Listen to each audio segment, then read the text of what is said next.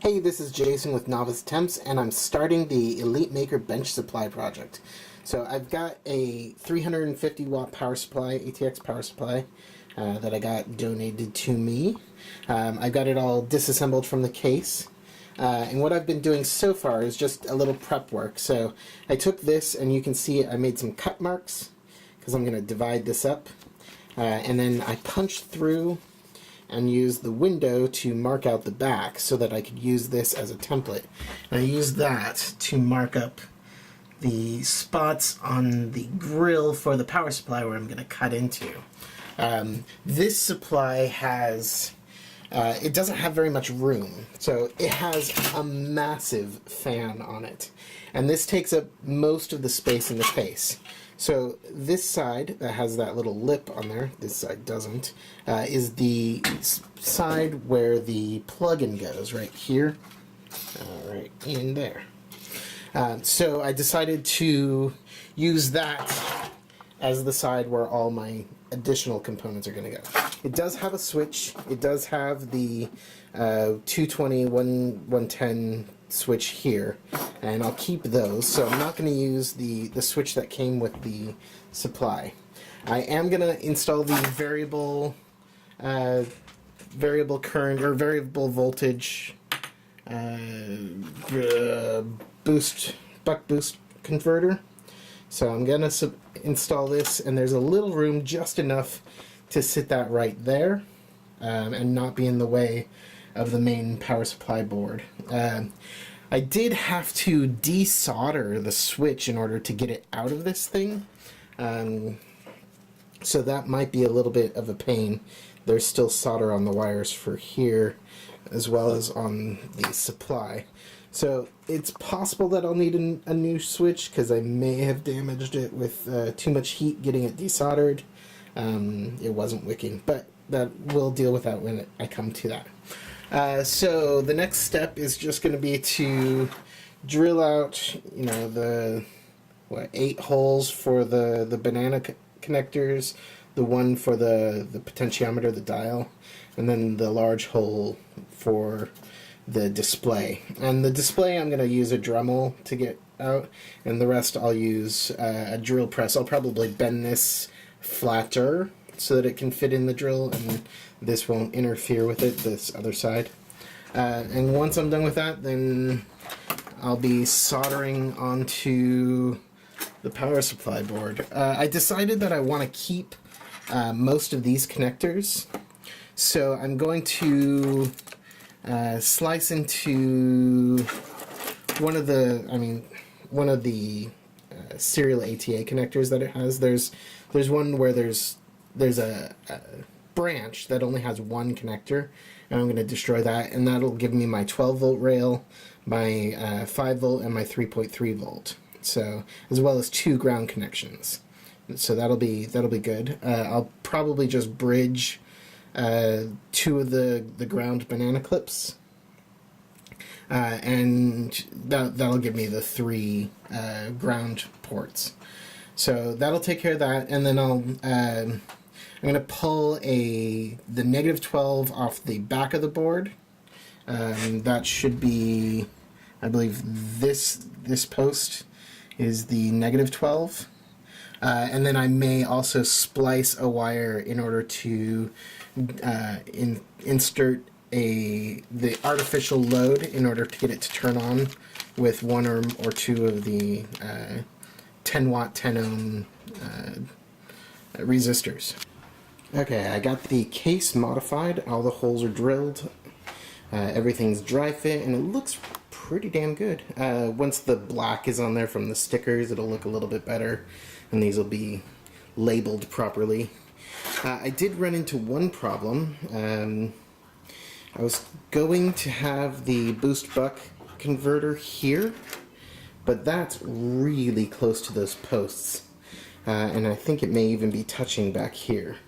So that's no good. So I think what I'm going to do is, this power supply has a 220 115 switch here.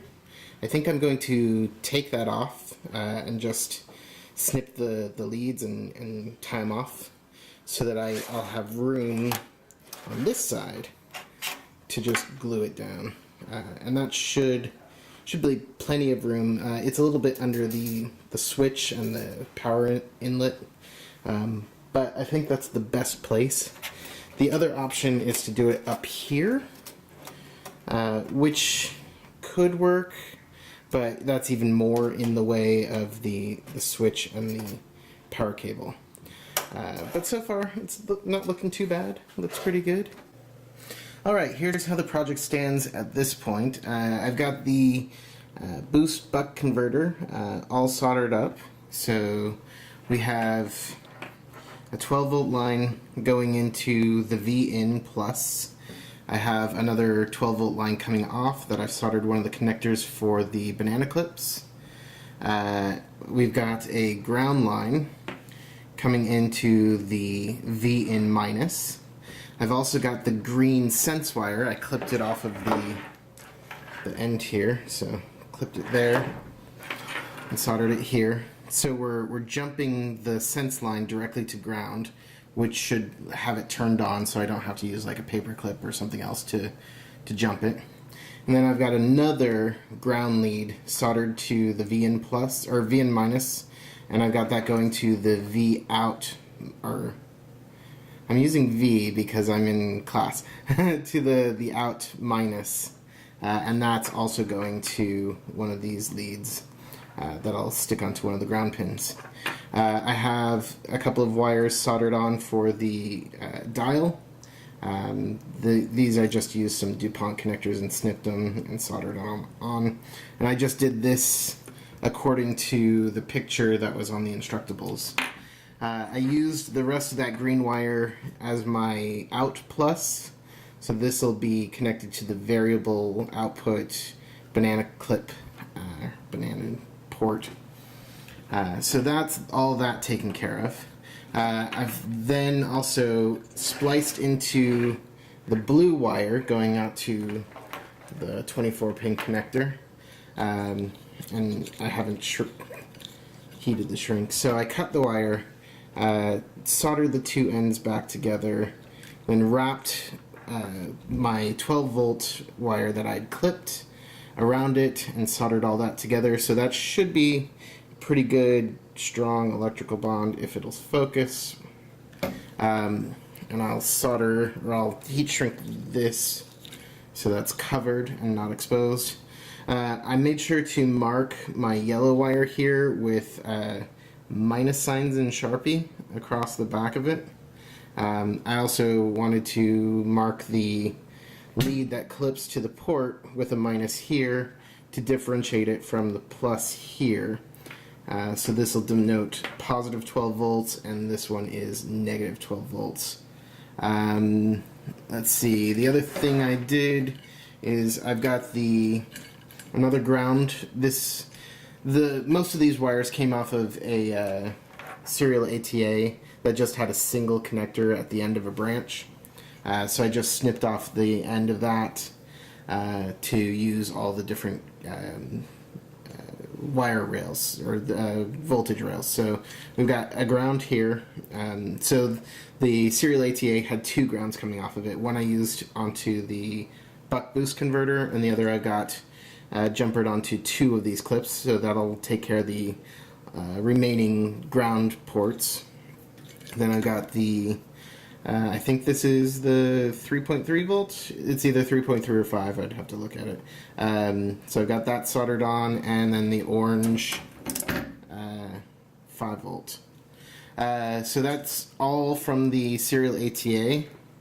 The other thing I did is I clipped the 115 230 volt selector switch and soldered those together so that it's permanently on 115, and that way I have room here for the buck boost converter to sit where that switch used to mount on the case.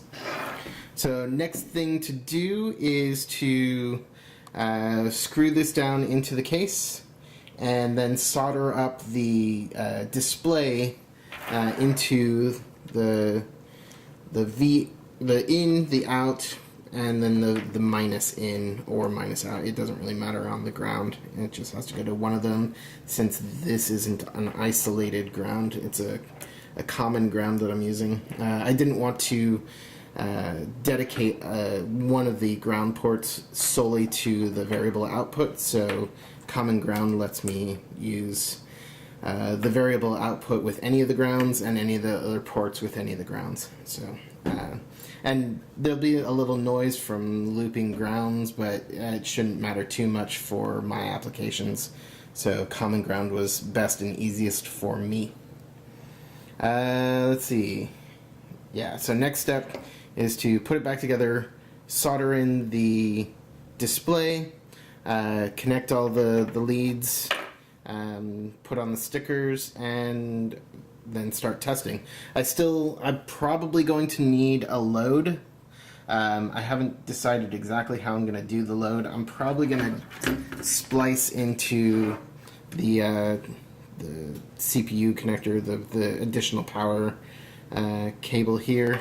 And what I'll just do is take one of the 12 volts and one of the grounds and splice in splice in one or two of those resistors that we got in the kit just across these wires, so that they'll continue out, and this will still be usable, but it'll be drawing a current from the 12 volt to ground, putting a load on the system to let it start up. That's about it. I hit a little bit of a snag as I was finishing up the power supply. I was cleaning up the solder, the connection posts, cleaning off some of the solder that was left on there, and I ended up melting some of the internals, so when I turned it on and put my ohm meter on two of the posts, it was fine. The other two posts, it was overloaded, so there wasn't a connection being made inside. So I'm going to have to get a new switch. I don't really want to use the one that came with the kit. I ordered one that should fit into the same slot and has the same mechanics. Mine was a 4-post double pole switch rated for 10 amps, because it was mains voltage that it was switching. It wasn't some sort of sensor thing. So I'm going to order that, and that's going to mean this is a 2-part video. So enjoy part 1 and look forward to part 2.